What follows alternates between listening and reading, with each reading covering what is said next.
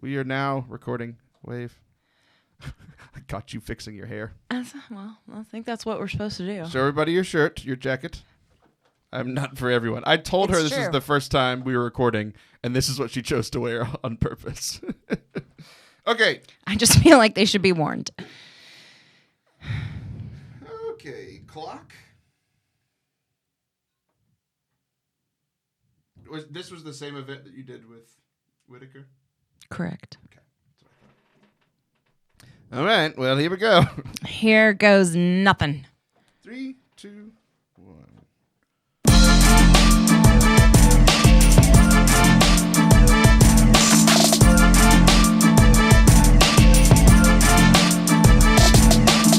What's up? And welcome to Forte Catholic. This is your host, Taylor Schroll.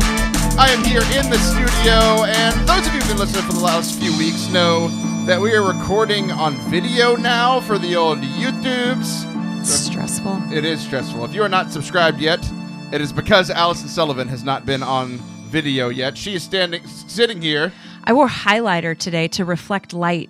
What does that mean?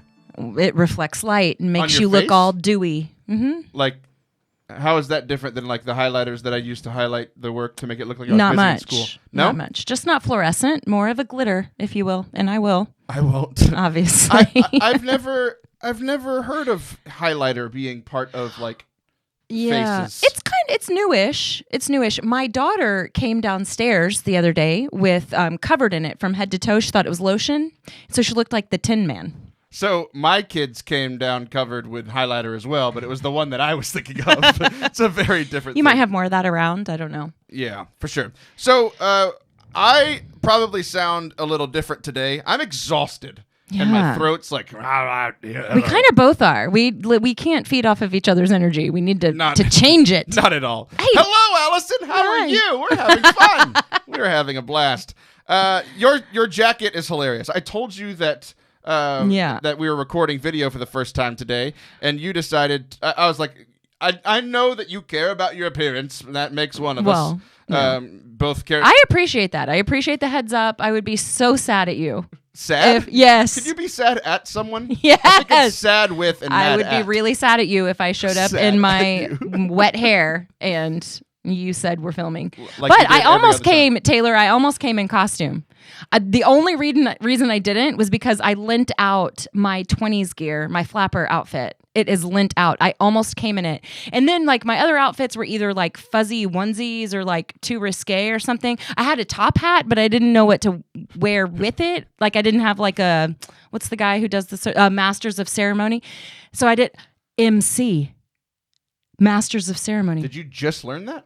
Oh, wow. Did you like just teach yourself that? How did you first of all, how did you teach yourself something? Second of all, how are you like whatever old you are and just learn that? I am today years old. I just figured that out. Seriously? Yeah, that's true. I don't know what to do with this information. Wow. But you know what you can do with that information? Anything you want now that you have it. This is like recorded for the world to hear. Taylor, please edit. No. You're not going to edit, are you? No, not at all. Why would I edit anything? This is all golden content, and you're carrying the show today with your ridiculous takes because I'm exhausted. Well, anyways, I was going to show up in a top hat. And decided otherwise and wore the sweatshirt instead that says I'm not for everyone. Now, okay, so I do like the jacket choice. Here's what I want. Now that I've heard all of the options, now what I want is the next time you come over to wear all of those outfits. At the same time? To wear like you have like the 20s. I've seen your like hat and like the little like didn't you have like some kind of eye cover or something? Do that. No, it's not a pirate. It's like a headpiece. Right, but it covered your eyes. No, I was thinking about the thing from the that award show where that guy wore like the flap around his head. Are you thinking of like the mask? Like yeah. Yeah, no. I've seen you wear something like that before. Oh, well. And don't make it weird. And then like wear the onesie, like the pajama onesie. Yeah. And then also like just accessorize with all the other things that you said. It's coming. Get ready. That's gonna be great. I did almost. Okay, so then I was like, well, I could wear a formal or just my sweatshirt, and I decided on the sweatshirt. Well, I'm proud of you. You know what I'm not proud of you for? What? literally every time you come over here, you can't find my house. I was hoping... Give me your phone. No, I was hoping we wouldn't have to talk about it. We are going to talk about this. You can't reach your phone. Here's what I'm going to do. And this is for you don't have my face. Anybody who is currently listening to this, especially if you're listening on the radio, and you get lost every now and then. What you can do is you can go into the contacts. So I'm just going to search contacts on your phone right now. I was determined to not call you, and so I did try to do a few things first. What did you try to do? Well, just troubleshoot a little bit, like go into some history. We've texted too many times for me to scroll up far enough. Anyway. So I have now input my address. I'm not going to say it out loud because people on the internet are crazy. But now you can use Siri on your phone and say, "Give me directions to Taylor Schroll's house." I was giving my son really good advice the other day, and he just wasn't really paying attention. And I was really bringing it. It was really good advice. And so I said, "Babe, are you even listening to me?" And he said, "Mom, it's just really hard to take you seriously because you still use the L hands to decide left from right." The L hands. And then still get it wrong. What's great is I currently have you on video calling yourself a loser, and I can use it outside of context however long. The fish was this big. So if you're listening on the podcast on the radio and that joke didn't make sense, well, welcome to Forte Catholic, first of all. Forte? I'm very tired. Welcome to Forte Catholic. You know what's happened is I've been introduced at all these events, and they always introduce me incorrectly. Have I told you about this? Your name or the podcast? Everything. All of it. It's just all a mess. Taylor Scroll from the Forte Catholic Podcast. I'm like, yeah. Why is a volunteer introducing me and reading a written prayer? Like, I know how to pray out loud, and I also know me pretty well. Sure. So why can't I introduce It's a valid point you're making. Has anybody ever introduced you at a speaking event incorrectly? No, but nobody can really get sinner, saint, sister right. It's like saint, sister, sinner. And it's like, that doesn't even sound right. Come on. Well, I think what they're doing is they're reading your soul, and they list the ones that you are the most that day. Well, it changes. They need to stay on their toes. Yeah, for real. So, I think today would be sinner, sister, saint. I think that's how you're feeling. All right, is my projection correct? Good. Yeah, it's good. Okay. It's accurate. What am I? You stay pretty consistent, Taylor. Sinner, sister, sinner. Yeah. Okay, so speaking of speaking events, that's a weird thing to say out loud. You had one recently. I did. I had 5, but whatever. Okay. You had one recently that you wanted to talk about, and you met up. I saw pictures. You met up with Catherine Whitaker, who I just met in person last week. Yeah, finally. Yay, finally. Internet friends. Of course. Both of us are still alive, and we're happy. It's fine. Everything's fine. Meeting people from the internet is sometimes terrifying. It can be a little wonky sometimes. But have you ever met her before? Yes. We did Genius together last year. That's right. And we fell in love quickly. Our first exchange in any form or fashion was an embrace. It was almost a monkey hug because I was lost and she found me. So we just dove right in. A monkey. Oh, okay. I'm picturing the GIF. I think I'm understanding where you're going right now. Like the monkeys running into each other. Oh, no. I meant like a kind of a rap. Oh, okay. I was picturing, we've talked about you a few months ago, seeing one of your friends in an airport, like tackled each other. Yes, indeed. That happened. I did not tackle Catherine Whitaker the first time I met her. Yeah, that's best. So yes, we had the speaking engagement together. It's so fun, being in ministry and working with friends. That might be my favorite part. But ironically, all of the 4 people on stage were converts. Really? Isn't that fascinating? Well, they usually are the good speaky ones because us cradle Catholic can't talk good. Is that why y'all invite us to church? You're Absolutely. like, will you please come to our church? But we were remarking, Catherine, pointed this out. I thought it was a really generous thing to say at the right time. But none of us would be here if it weren't for you guys who invited us. So anyways, it was great. It was a good event. Well, good. Okay, so you spoke at it, and you and I had talked beforehand, and you were both nervous and you were like, why am I the person speaking and this other person is emceeing? I will tell you what. You now know what emceeing is. I do enjoy being the low person on a totem pole. I love opening for people. I write and I speak and I podcast, and I prefer podcasting over all of them because it's this team effort. Writing and speaking can be so solitary. It's a little lonely. So I love a team feel. And so I got to open up for David B. Wright, who is just a gem. And then Catherine was emceeing, and Yeah, but those people have platforms like way bigger than mine. So it was an honor. It's great. So good times. What you don't realize yet is I don't write much, but like speaking and podcasting are just the same for me because I'm in charge of all of them. Right. So I have the same experience everywhere I go. You need to be more in command. No. I want to gather a team and let people tell me what to do. Gather your people, O Lord. So all these converts standing on the stage. Yes. I'm reminded of the story of how we met. So I was thinking about this. I was thinking about this whenever you were like, hey, we should talk about this thing. I was like, okay, cool. And I was thinking about how we have talked about your conversion story on the show before, but it was legit episode 3 or something. This was 3 years ago. Yeah. When you were a guest, we weren't really even friends yet. We just met at a church. And it may have changed. Your conversion story? The rendition. I don't know. It gets worse and worse every time you get further and further away from God at the beginning. I have a big memory. I tend to exaggerate. When your story started, it was sinner, saint, sinner, sister, and now it's sinner, saint, sister. But I was reminded about how we met in church. I did music at Mass, and you walked up and asked me if I was a Protestant. It's the nicest compliment anyone's ever given me. Yeah. It's that means you actually cared about the music you sang in Mass. Right. Well, pretty. Yeah. No, I loved it. I was so refreshed. We were new to that parish, and so I didn't know that you were new. So it was a risk for me to go up to you because... As it usually is to come up to me. Well, yes, but for different reasons, because I'm shy by nature. Nobody believes me when I say that, but it's true. And so I had just decided that it was worth it. Giving you that compliment was worth my discomfort. And so I did. I walked up to you and I was like, way to go. Great job. And now we're friends because here we are. The basis of my friendships is people complimenting me and me tearing them down. That's and it's fine. Worked very well for us. It's fine. Over the I'll last do that. 5 years I'll do or that. so. It's fine. So you're at this event. And all the converts took over the Catholic Church. So explain this to me a little bit. Well, I'm sure that it wasn't, necessarily planned that way. But even the priest was a convert. And it was really great because we got to share a little bit about what it is that is so... What it is. I don't know that. What it is, how to do. What it is. Very good. That we find so beautiful about this place. And for me, it's a lot of things. It was Catholic social teaching. It was mainly the Eucharist. Obviously, this happened because of my husband. I was going along swimmingly in my faith. My theology agreed with me. Everything was great.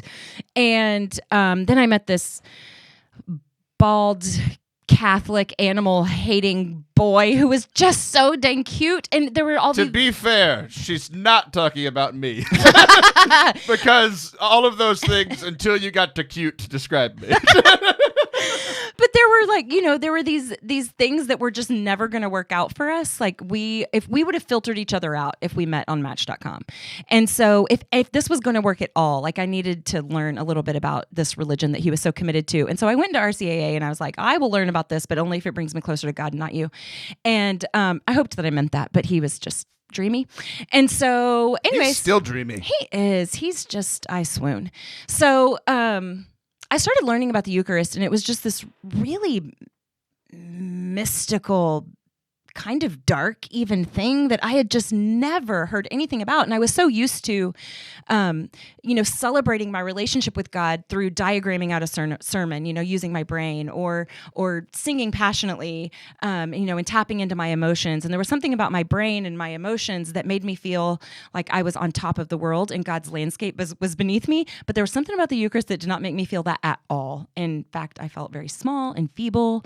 And don't we want a big God? Don't we want a powerful God? I don't like feeling small and feeble. You're sharing this, and if I would have had that, I'm staying Protestant. Well, but it was weird though because I was fascinated by it. It was kind of dark. It was kind of weird. It was, and so as I began to dig into it, here's Jesus, and he gives this disturbing sermon, right? And so he says this thing, and people are starting to go, that's a little weird. And so this was Passover. This was a year before he died, that he gave this sermon, and he says, this is my body, which will, so, hold on, you have to edit. Oh, you can't, we're on video. Can't edit the video, you're right. So I can edit this for the podcast, but if you're watching the video, this is the real Allison Sullivan. Hello! Woo! Okay. So anyways, but he says this, this is my body and this is the bread of life. And that is, that's could be interpreted a million different ways, but he uses the same language that he uses when he talks about his body and sacrifice on the cross. And so they're either both literal or they're both metaphors. And we know that Christ literally hung on the cross. And so as I started to dig into that, you look at the Greek and the word to gnaw and to chew and all of that, but then he says it again a year later. So it's kind of like if you have a wacky uncle at Thanksgiving, and he says something at Thanksgiving that makes all of the cousins kind of catch eyes and be like, what did he say? And then the next year he says it again. So now Jesus is about to die. It's Passover again. He's about to die and he says it again. So don't you think that if he's about to be crucified to save the whole world, he would choose his words carefully? So he must mean this.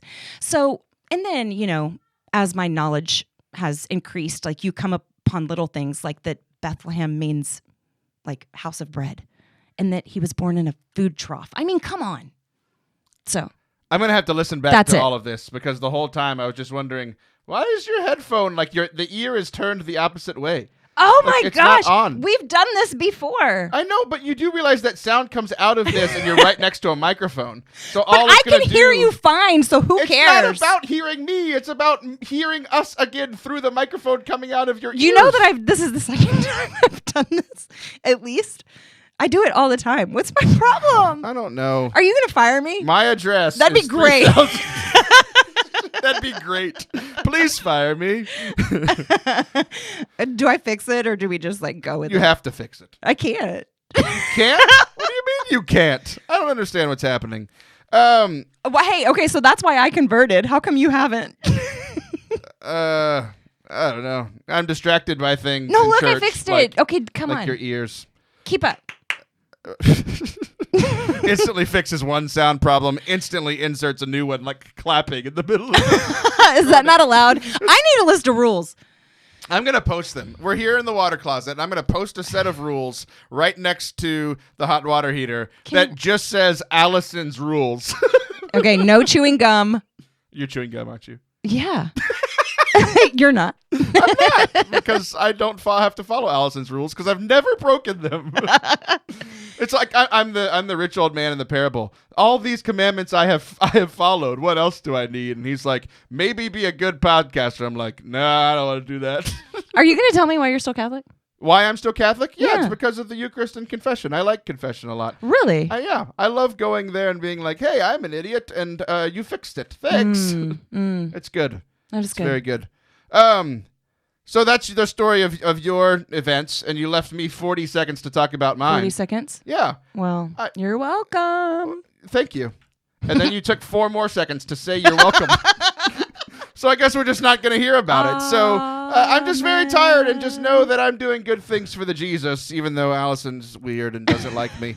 But anyway, we're going to get out of this. And whenever we come back, we're going to be talking to my newest friend, Chica. She's awesome. She's much cooler than Allison. Oh my gosh, I'm so excited. Oh my gosh. She's amazing. Don't go anywhere. We will be right back for our second segment of the day. And for the first show in a long time, I'm letting my co-host be involved in the interview. I know. It's been like a whole month. Don't go anywhere. We shall be right back. Bye.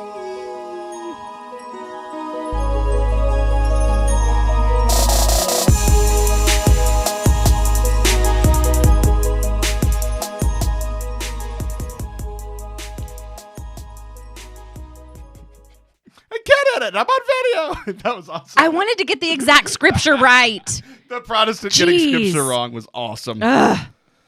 Okay. Are we still, how does this work? Yeah, we're still recording. Hello. Hi. Last week, my Protestant best friend was here, and we talked about why he's not Catholic. And I said 2 of my favorite lines ever. I often think I'm funny, and there's other times where I'm like, that was golden. And I said, I'd like to know what you think is golden. I said that we as Catholics and Protestants, because we split up, we got divorced, we have joint custody of Jesus. Oh, wow. I thought it was very funny. They didn't laugh as hard. I think it might be the greatest joke I've said in a while. I like it. What else did I say? I said something else about Protestants. Whatever. It doesn't matter. We have joint custody of Jesus, and I think Jesus died for you too. That's what I think. All right. Well, this feels like we're going live on Facebook, which I've never done. Well, that's next. I think people that go live on Facebook are freakishly open. Look, like I feel like you're supposed to play with your hair. Be like, hey, girl. Hey, girl. You know that I can't not wear a hat in here because Why? It ruins the entire lighting because it's just all the light on my head. There's your highlighter. Your highlighter is sweat. Woo!